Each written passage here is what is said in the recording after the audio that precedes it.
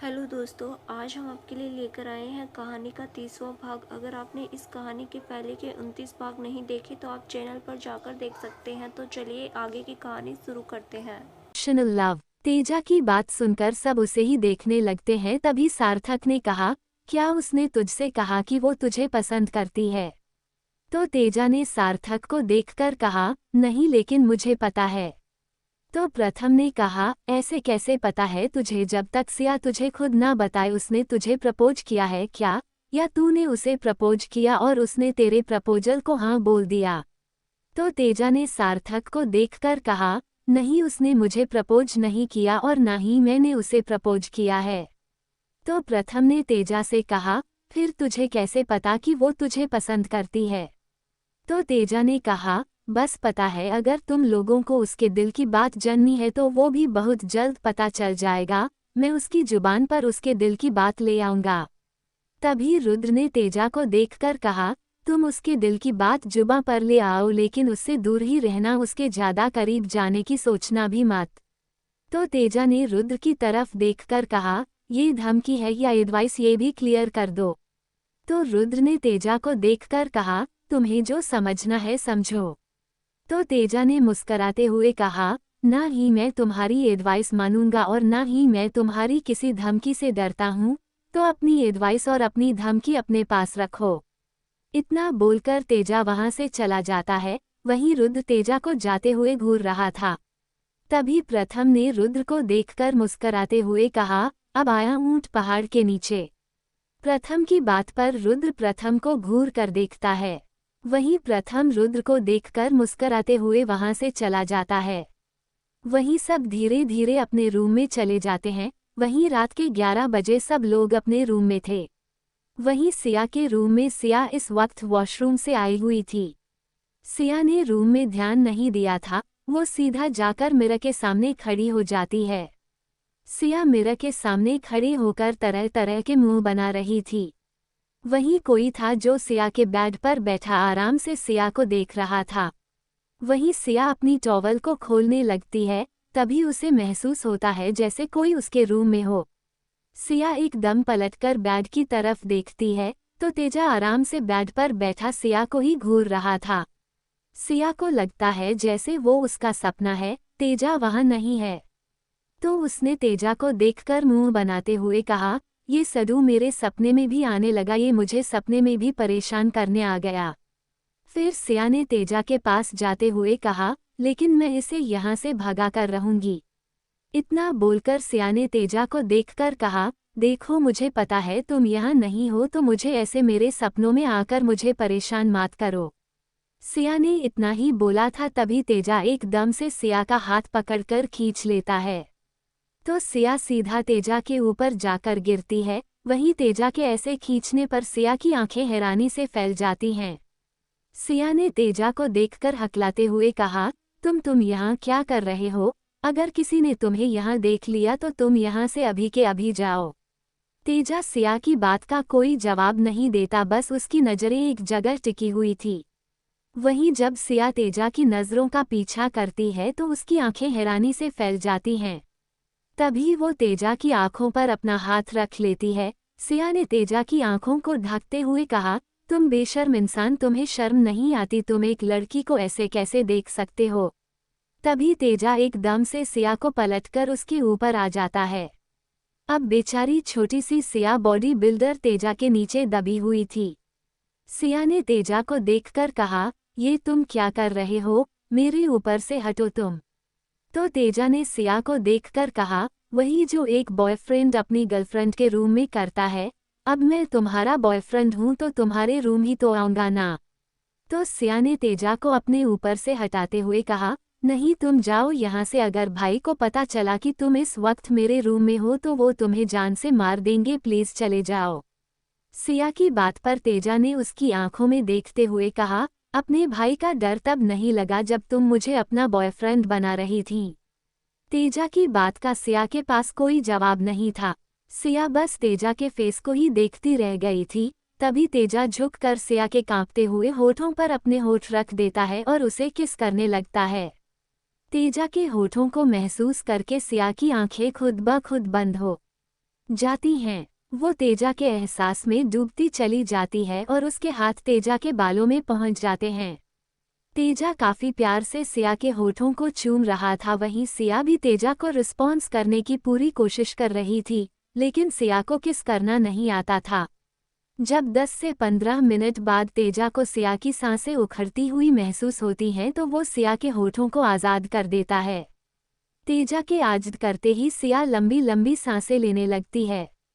इस वक्त उसका पूरा चेहरा एक लाल हो गया था और वहीं तेजा की नज़रें सिया के चेहरे पर ही टिकी हुई थीं। तभी धीरे धीरे तेजा की नज़रें नीचे की तरफ पहुंच जाती हैं। नीचे की तरफ देखकर तेजा के चेहरे पर एक शरारती स्माइल आ जाती है। वहीं जब सिया तेजा की नज़रों को देखती है तो उसकी नज़रें शर्म से झुक जाती हैं, क्योंकि सिया का टॉवल खुल चुका था और सिया की ब्रेस्ट साफ दिखाई दे रही थी।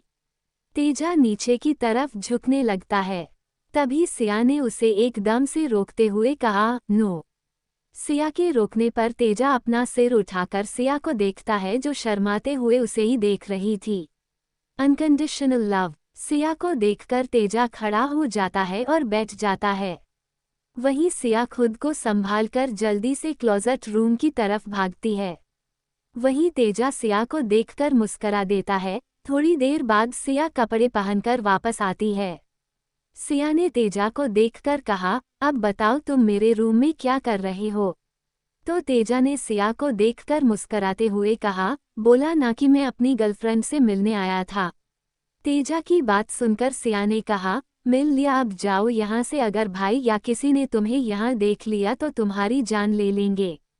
सिया की बात पर तेजा ने सिया के पास आकर कहा, तो क्या तुम मुझे बचाओगी नहीं? तो सिया ने तेजा को देखकर कहा, मैं भाई से कुछ नहीं बोल सकती, उनका गुस्सा बहुत खराब है, इसलिए तुम यहाँ से जाओ। तो तेजा ने सिया के बेड पर लेटते हुए कहा, नहीं, मैं कहीं नहीं जाऊंगा और ना ही मुझे तुम्हारे भाई से डर लगता है, अगर तुम्हें डर लग रहा है तो तुम अपना देखो। तेजा की बात पर सिया ने मासूम सा फेस बनाते हुए कहा, ऐसे कैसे तुम नहीं जाओगे, ये तुम्हारा रूम नहीं है जो तुम जबरदस्ती कर रहे हो। तो तेजा ने सिया का हाथ पकड़कर उसे खींचते हुए कहा, ये मेरा नहीं लेकिन तुम्हारा रूम तो है, इसलिए मैं यहीं तुम्हारे रूम में तुम्हारे साथ सोऊंगा। तेजा के खींचने पर सिया सीधा तेजा के ऊपर जाकर गिरती है और तेजा उसे अपनी बाहों में जकड़ लेता है। सिया ने खुद को छुड़ाने की पूरी कोशिश की थी, लेकिन वो तेजा की पकड़ से खुद को आज़ाद नहीं करा पाई थी। थक हार कर सिया चुपचाप तेजा के ऊपर ही लेटे लेटे सो जाती है। सिया के चेहरे को देखकर तेजा के फेस पर स्माइल आ जाती है और वो भी सुकून से सो जाता है। वहीं अभीक के रूम में अभीक सोफे पर बैठा हुआ था और अपने लैपटॉप पर काम कर रहा था। तभी मुक्ति वॉशरूम से बाहर आती है और जाकर अभीक की बगल में बैठ जाती है। मुक्ति को अपनी बगल में देखकर अभीक ने मुक्ति से कहा, क्या हुआ, नींद नहीं आ रही? तो मुक्ति ने मुंह बनाते हुए कहा, नहीं, शाम को सो चुकी हूं तो अब नींद नहीं आ रही। मुक्ति की बात सुनकर अभीक ने मुस्कुराकर लैपटॉप बंद करते हुए कहा, नींद नहीं आ रही तो चलो हम कोई गेम खेलते हैं। अभीक की बात मुक्ति को समझ नहीं आई थी। मुक्ति ने अभीक की तरफ देखकर कहा, कौन सा गेम खेलेंगे? तो अभीक ने मुक्ति को गोद में उठाकर बेड की तरफ ले जाते हुए कहा, हम अपना वाला गेम खेलेंगे। अब जाकर मुक्ति को अभीक की बात समझ में आई थी और अब उसने शर्माते हुए अपने चेहरे को अभीक के सीने में घुसा लिया था। वहीं अभीक प्यार से मुक्ति को ले जाकर बेड पर लिटा देता है और खुद अपनी शर्ट के बटन खोलने लगता है। अभीक को अपनी शर्ट के बटन खोलते देख मुक्ति अपने चेहरे को दूसरी तरफ घुमा लेती है। तभी अभीक ने अपनी शर्ट निकालकर मुक्ति के ऊपर आते हुए कहा, क्या हुआ जान, तुम तो ऐसे शर्मा रही हो जैसे ये सब हमारे बीच पहली बार हो रहा है और तुम मुझे ऐसे पहली बार देख रही हो। अभीक की बात का मुक्ति ने कोई जवाब नहीं दिया, बस उसके सीने सा जा लगी थी। तभी अभीक मुक्ति के चेहरे को ऊपर की तरफ उठाता है और अपने होठ मुक्ति के होठों पर रख देता है और प्यार से चूमने लगता है। वहीं मुक्ति की आंखें इस वक्त बंद थीं और वो भी अभीक की किस में पूरी तरह खो चुकी थी।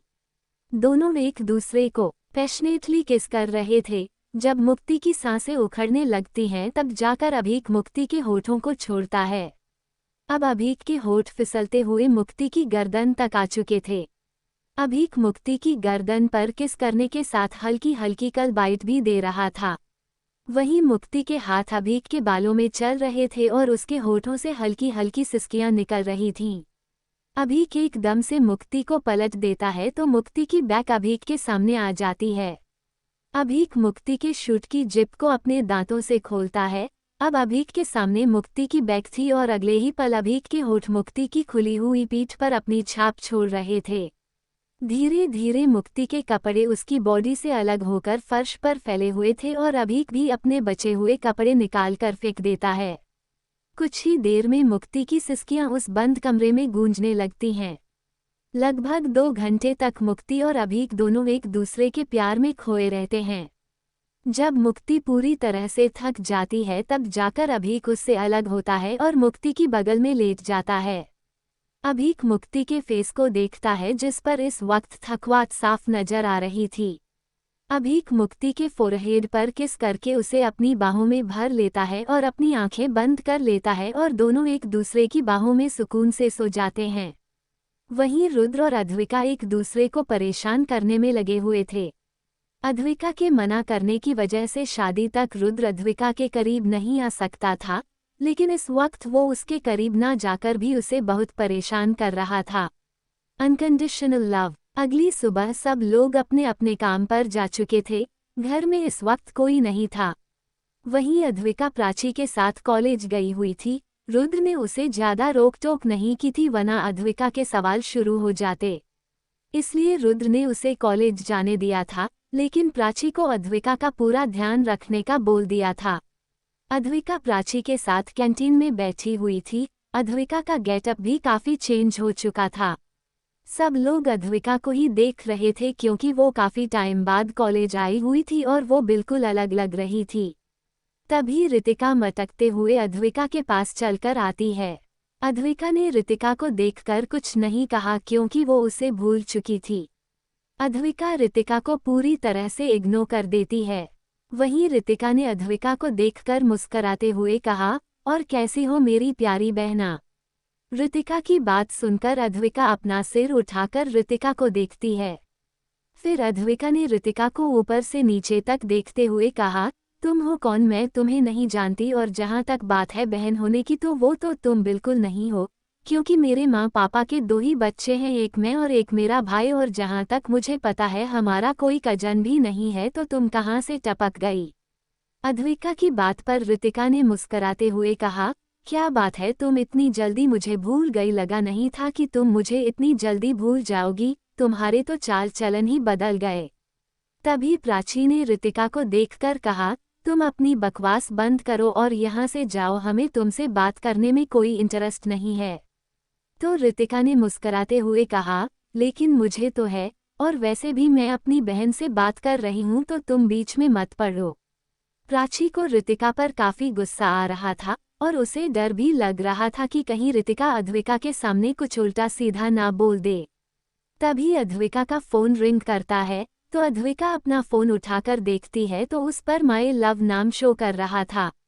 अपना फोन देखकर अद्विका के फेस पर स्माइल आ जाती है। वहीं रितिका ने भी अद्विका के फोन पर शो हो रहे नाम को देख लिया था तो उसे अद्विका से काफी जलन महसूस हो रही थी। वहीं प्राची अद्विका के फेस को ही देखकर समझ गई थी कि ये रुद्र का ही कॉल होगा। अद्विका अपना फोन उठाकर वहां से थोड़ी दूर चली जाती है। अद्विका के जाने के बाद प्राची ने रितिका को घूरते हुए कहा, तुम अद्विका से दूर रहो, वही तुम्हारे लिए बेहतर है। अगर तुमने उसके साथ कुछ भी हरकत करने के बारे में सोचा तो तुम्हारा क्या हाल होगा तुम सपने में भी नहीं सोच सकती। इतना बोलकर प्राची भी अद्विका के पीछे वहां से चली जाती है।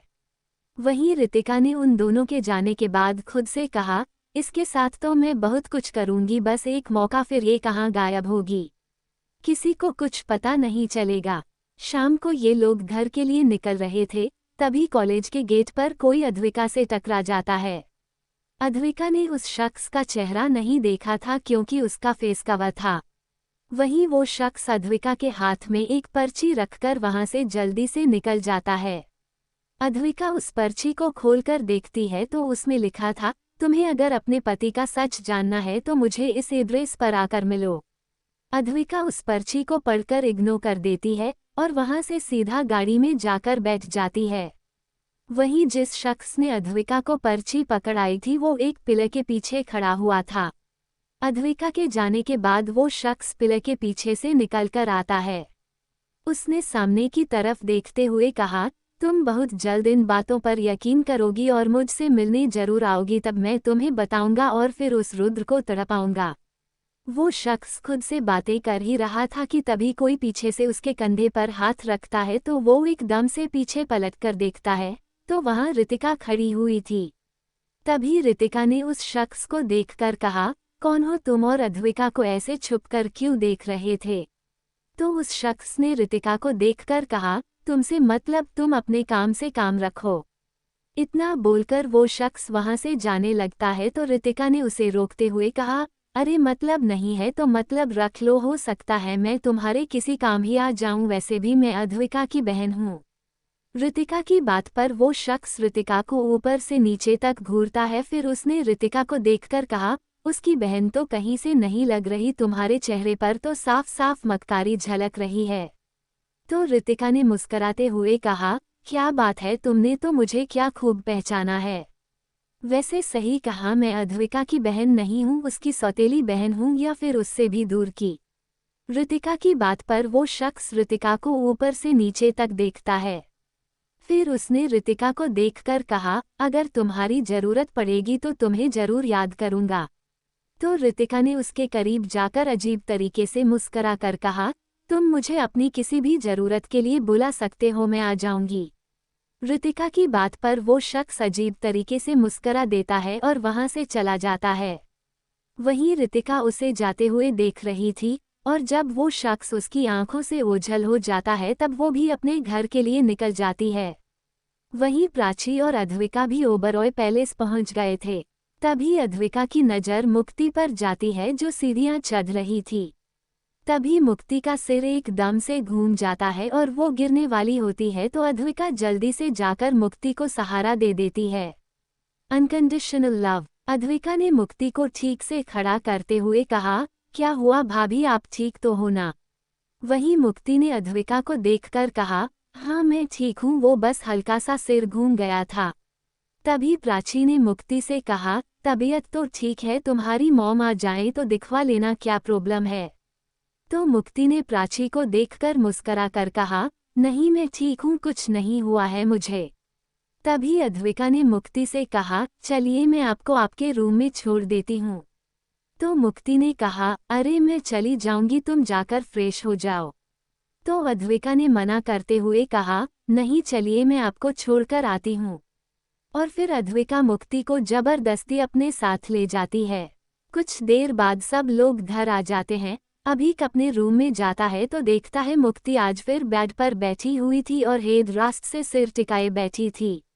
अभीक ने मुक्ति के पास जाकर उसके माथे पर किस करते हुए कहा, क्या हुआ मेरी जान को, चेहरा इतना उतरा हुआ क्यों लग रहा है? तो मुक्ति ने आंखें खोलकर अभीक की तरफ देखते हुए कहा, बस थोड़ी सी थकावट फील हो रही है। तो अभीक ने मुक्ति के फेस को छूते हुए कहा, तबीयत तो खराब नहीं है ना तुम्हारी? तो मुक्ति ने मना करते हुए कहा, नहीं मैं ठीक हूँ। तो अभीक ने कहा, अच्छा तुम बैठो, मैं फ्रेश होकर आता हूँ। इतना बोलकर अभीक वॉशरूम में चला जाता है।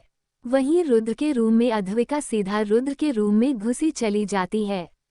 वहीं रुद्र इस वक्त शर्ट लेस होकर फोन पर बात करते हुए रूम में इधर से उधर टहल रहा था। वहीं जब अद्विका की नज़र रुद्र पर जाती है तो वो एक जगह खड़ी रह जाती है और बस रुद्र की बॉडी को निहारने लगती है। अद्विका तो रुद्र में पूरी तरह से खो चुकी थी, उसे पता ही नहीं चलता कि रुद्र कब आकर उसके सामने खड़ा हो गया। रुद्र ने अद्विका के को देखते हुए कहा, क्या हुआ, कुछ चाहिए तुम्हें? रुद्र की बात पर अद्विका बेख्याली में ही रुद्र के एब्स को देखते हुए हाँ में सिर हिला देती है। अद्विका का ऐसा रिएक्शन देखकर रुद्र के फेस पर स्माइल आ जाती है। तभी रुद्र ने अद्विका के कान के पास जाकर झुकते हुए कहा, लेकिन तुम तो शादी तक ऐसा कुछ नहीं चाहती थी, फिर अचानक से क्या हुआ, इरादा बदल गया? रुद्र के ऐसा कहने पर अद्विका एकदम से होश में आती है। फिर अद्विका ने रुद्र के सीने पर अपने हाथ रखकर उसे थोड़ा दूर करते हुए कहा, मैं कुछ नहीं चाहती, बस आप थोड़ा मुझसे दूर रहिए, अभी के लिए ऐसे चिपकिए मत। तो रुद्र ने अद्विका के दोनों हाथों पर अपने हाथ रखते हुए कहा, तुमसे दूर जाने का तो सवाल ही नहीं बनता, अभी तो बस कुछ दिन के लिए ये सब है, फिर तो तुम हमेशा मेरे करीब रहने वाली हो। तो अद्विका ने मुस्कराते हुए कहा, हाँ लेकिन अभी टाइम है ना, 1 हफ्ते का, तो तब तक दूर ही रहिए। तभी कोई रुद्र के रूम के बाहर डोर नॉक करता है। तो अद्विका ने रुद्र को दूर करते हुए कहा, आप जाओ, फ्रेश होकर आओ, मैं देखती हूँ दरवाजे पर कौन है। रुद्र हाँ में सिर हिलाकर वॉशरूम में चला जाता है। वहीं अद्विका जाकर डोर खोलती है तो सामने प्रथम खड़ा हुआ था। अद्विका को देखकर प्रथम मुस्करा देता है। तभी प्रथम ने अद्विका से कहा, अद्वि, रुद्र कहाँ है? तो अद्विका ने प्रथम को देखकर कहा, वो वॉशरूम में है। तो प्रथम ने कहा, कोई बात नहीं, मैं बाद में बात कर लूंगा। इतना बोलकर प्रथम वहां से चला जाता है और अद्विका भी प्रथम के पीछे चली जाती है। रात में सब लोग डिनर के बाद साथ बैठकर शादी की रस्मों के बारे में डिस्कस कर रहे थे। तभी अद्विका की नज़र मुक्ति पर जाती है तो उसे कुछ याद आता है। तभी अद्विका ने शिल्पा जी को देखकर कहा, मॉम आप एक बार मुक्ति भाभी को देख लीजिए, मुझे उनकी तबीयत कुछ ठीक नहीं लग रही, आज शाम को वो सीढ़ियों से गिरते गिरते बची हैं और अभी भी देखो कैसे उनका फेस थका हुआ लग रहा है। अद्विका की बात सुनकर सब लोग मुक्ति की तरफ देखते हैं। वहीं अभी गुस्से में मुक्ति को घूर रहा था, क्योंकि उसने मुक्ति को बोला था एक बार खुद का चेकअप करवाने को और उससे पूछा भी था, लेकिन मुक्ति ने ये कहकर मना कर दिया कि मैं ठीक हूँ। वहीं शिल्पा जी गौर से मुक्ति को देखती हैं, फिर उन्होंने उठते हुए कहा, अभी तुम मुक्ति को लेकर रूम में जाओ, मैं आती हूँ। तभी मुक्ति ने एक बार फिर मना करना चाहा। तभी अभीक ने उसे घूरते हुए कहा, कोई बकवास नहीं, चुपचाप रूम में चलो, जब देखो तब अपने मन की करनी होती है। अभीक की डांट सुनकर मुक्ति अपना सिर झुका लेती है और चुपचाप अभीक के साथ रूम में चली जाती है। थोड़ी देर बाद शिल्पा जी अपना चेकअप का सामान लेकर वहां आ जाती हैं। शिल्पा जी मुक्ति को चेक कर रही थीं, तभी उन्होंने मुक्ति को देखकर पूछा, तुम्हारे पीरियड सही आ रहे हैं ना? शिल्पा जी की बात सुनकर मुक्ति ने धीरे से कहा, नहीं, वो इस बार मिस हो गए। मुक्ति की बात पर शिल्पा जी ने कुछ नहीं कहा। थोड़ी देर बाद उन्होंने खड़े होकर मुक्ति के सिर को चूमते हुए कहा, कॉन्ग्रेचुलेशंस, माँ बनने वाले हो तुम। शिल्पा जी की बात सुनकर मुक्ति हैरानी से उनकी तरफ देखती है। उसे कुछ पल तक समझ ही नहीं आया और जब शिल्पा जी की बात समझ आती है तो मुक्ति के हाथ खुद ब खुद अपने पेट पर पहुंच जाते हैं और उसके फेस पर स्माइल आ जाती है। तभी शिल्पा जी जाकर रूम का गेट खोलती हैं और सबको अंदर आने के लिए बोलती हैं। अंदर आकर अभीक ने शिल्पा जी को देखकर कहा, क्या हुआ आंटी, मुक्ति ठीक तो है, कोई सीरियस इश्यू तो नहीं है? तभी अभीक की नज़र मुक्ति पर जाती है जो मुस्करा रही थी। तो अभीक ने शिल्पा को देखकर कहा, ये ऐसे स्माइल क्यों कर रही है, कुछ तो बोलो यार। तभी शिल्पा जी ने अभीक को देखकर कहा, हाँ सीरियस इश्यू तो है। तो अभीक ने जल्दी से कहा, क्या हुआ है उसे? तभी शिल्पा जी ने मुस्कराते हुए कहा, उसे कुछ नहीं हुआ, लेकिन कुछ होने वाला है, तुम बाप बनने वाले हो। शिल्पा जी की बात सुनकर अभीक ने एकदम से कहा, क्या? अभीक को शिल्पा जी की बात समझ ही नहीं आई थी और जब समझ आती है तो वो अपनी जगह जम सा जाता है। उसके दिल में एक अलग ही खुशी भर जाती है, उसे समझ नहीं आ रहा था कि वो कैसे रिएक्ट करे। वहीं जब सब लोग ये न्यूज़ सुनते हैं तो सबके चेहरे पर एक प्यारी सी स्माइल आ जाती है। सब लोगों की खुशी का ठिकाना ही नहीं रहा था। Unconditional love. मुक्ति की प्रेगनेंसी के बारे में सुनकर घर में सब लोग काफ़ी खुश थे। धीरे धीरे सब मुक्ति से मिलकर वहां से चले जाते हैं।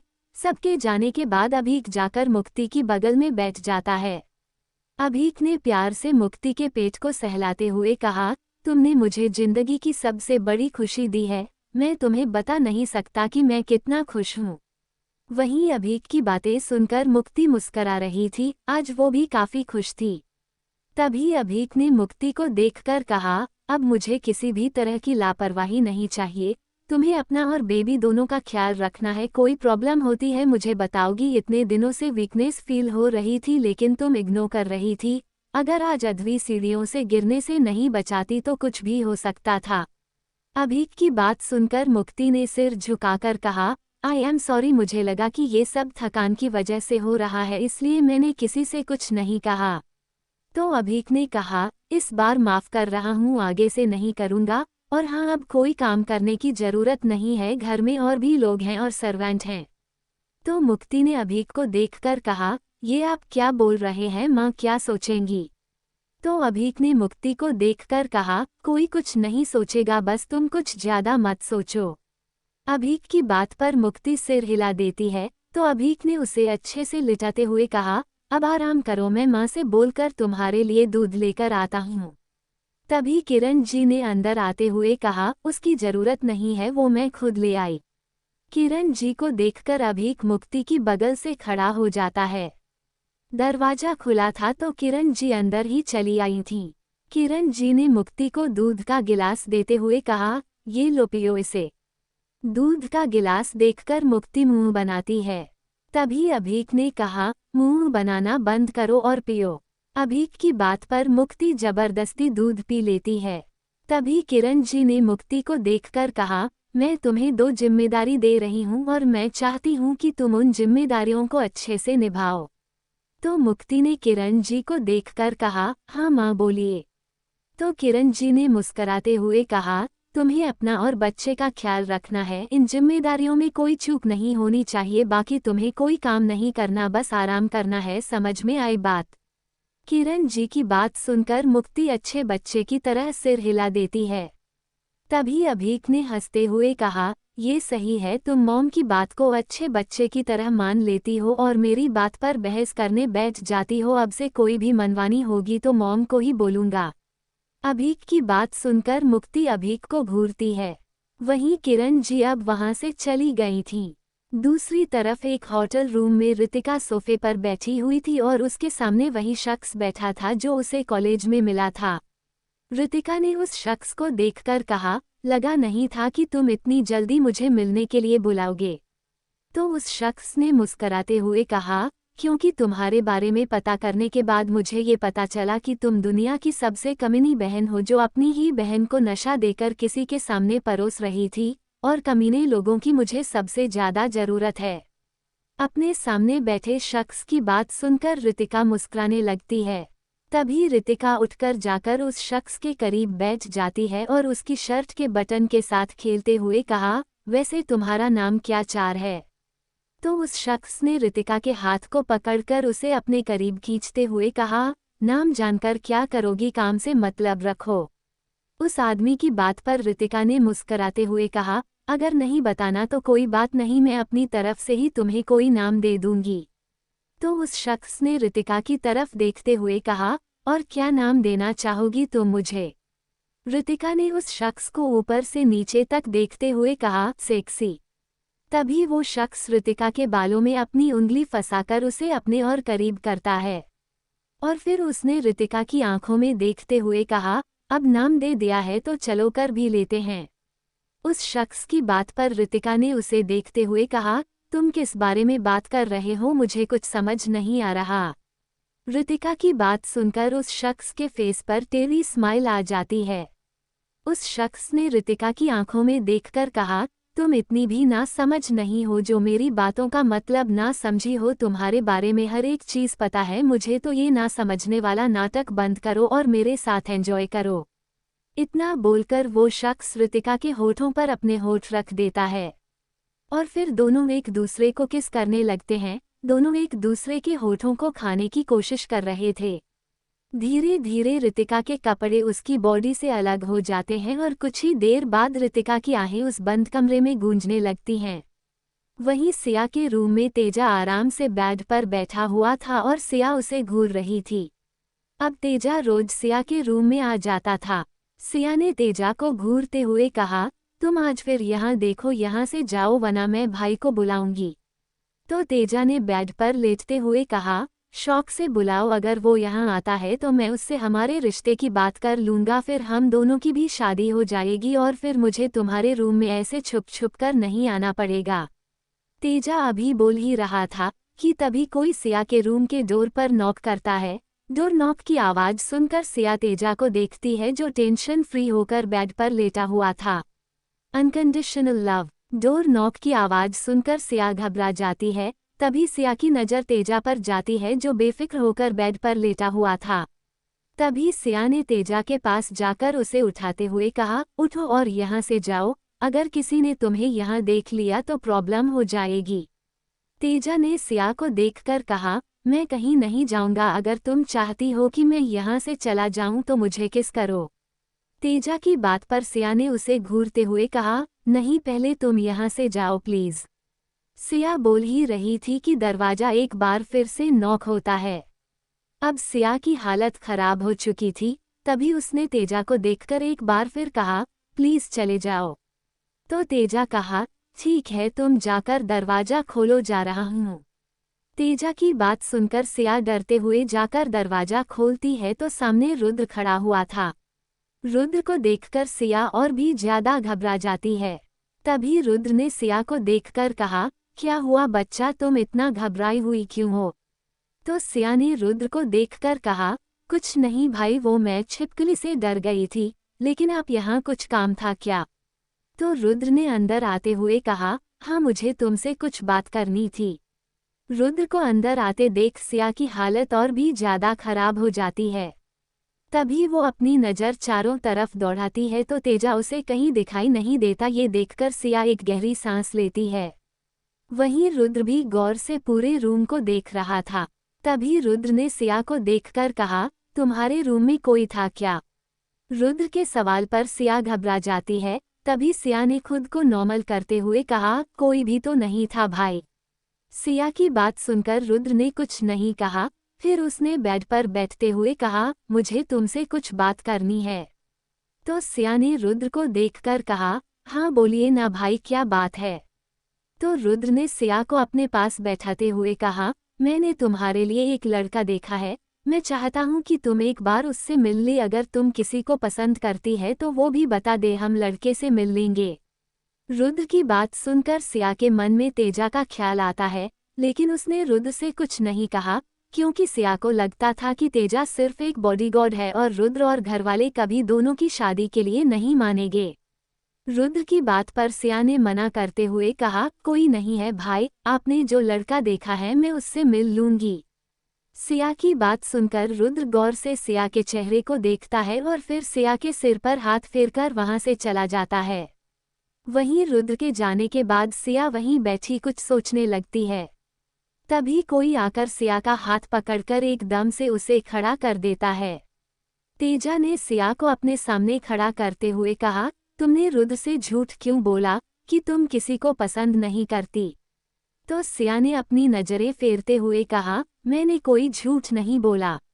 तो तेजा ने गुस्से में कहा, फिर क्या इतने दिनों से मेरे साथ इतने दिनों से टाइम पास कर रही थी, मेरे दिल में अपने लिए फीलिंग लाकर मुझसे दूर जाने के बारे में सोच रही हो? तेजा की बात पर सिया ने रोते हुए कहा, मैं कोई टाइम पास नहीं कर रही थी, मैं सच में तुमसे प्यार करती हूँ, लेकिन भाई और फैमिली कभी हमारे रिश्ते के लिए नहीं मानेगी, क्योंकि तुम सिर्फ एक बॉडीगार्ड हो और उन्हें लगेगा कि तुमने मुझे पैसों के लिए फंसाया है।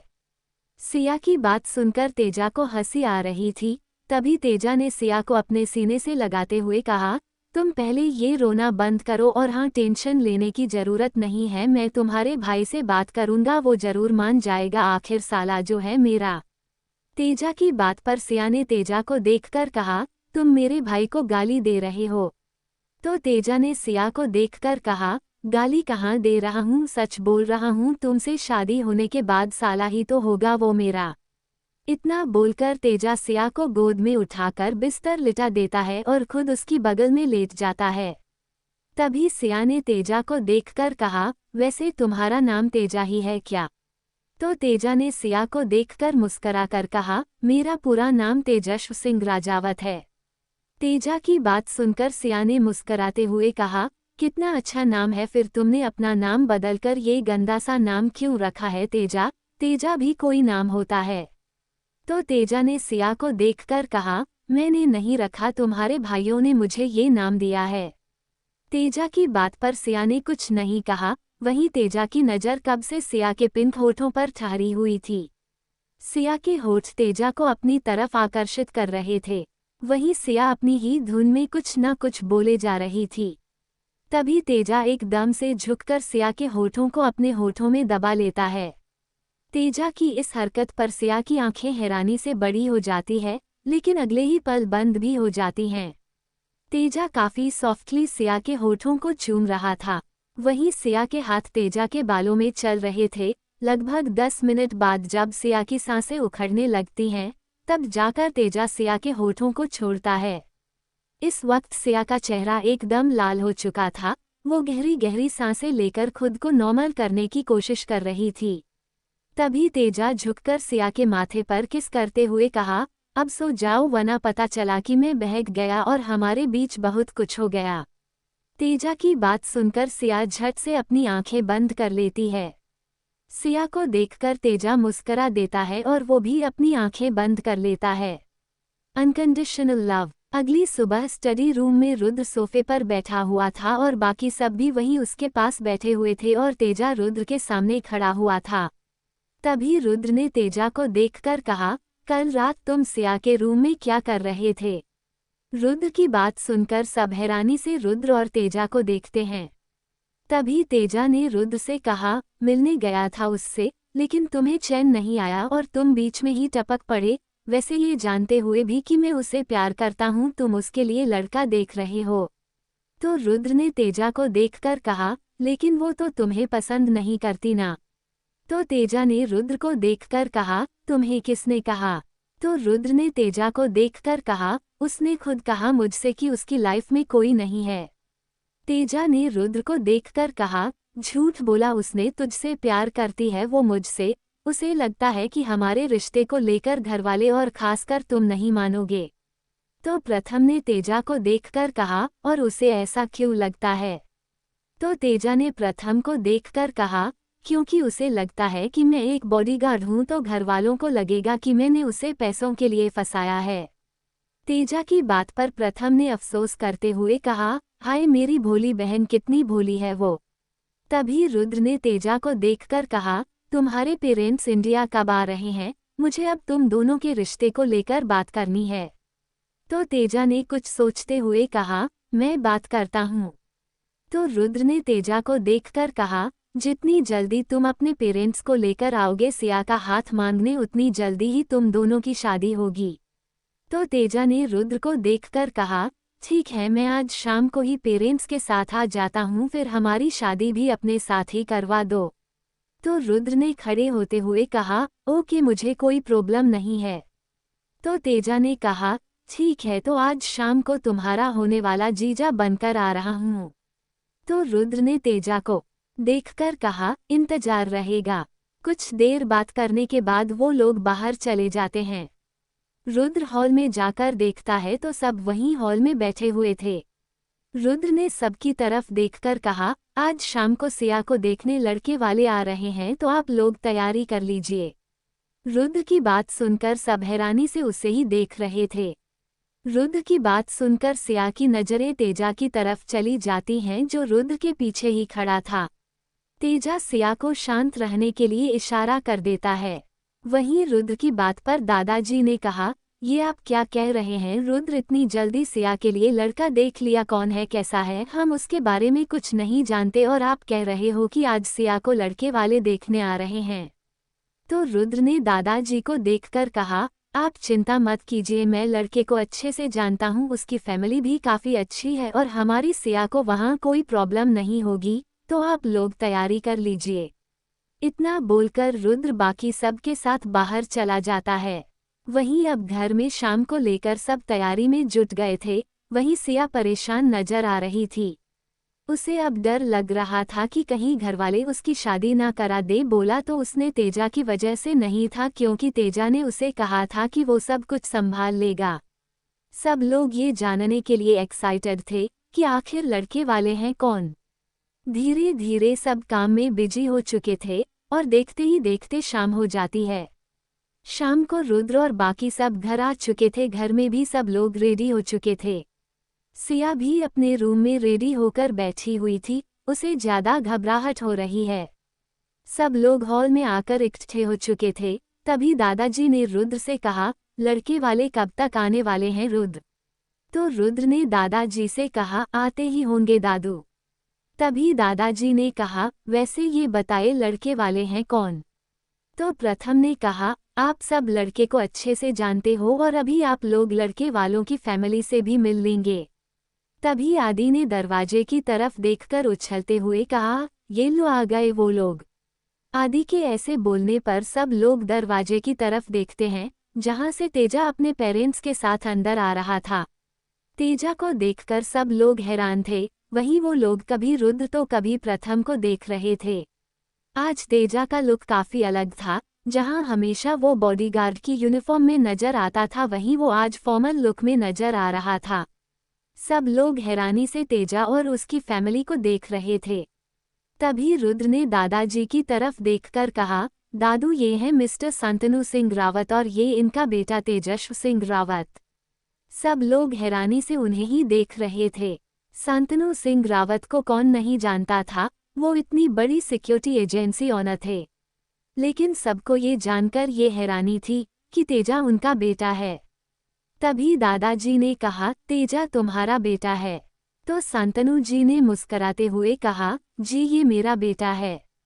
तभी नितिन जी ने कहा, अगर तेजा तुम्हारा बेटा तो उसने हम में किसी को बताया क्यों नहीं? तो तेजा ने कहा, रुद्र और बाकी सबको पता था, लेकिन मैंने आप लोगों को इसलिए नहीं बताया क्योंकि मैं नहीं चाहता था कि आप मुझे तेजस्व सिंह रावत की तरह ट्रीट करें। मैं यहाँ अपना काम कर रहा था, मैं यहाँ तेजा बनकर रहना चाहता था, तेजस्व सिंह रावत बनकर नहीं। तो दोस्तों आगे क्या होगा जानने के लिए इस कहानी का अगला भाग जरूर देखें, जो बहुत जल्द ही इस चैनल पर प्रसारित किया जाएगा। धन्यवाद।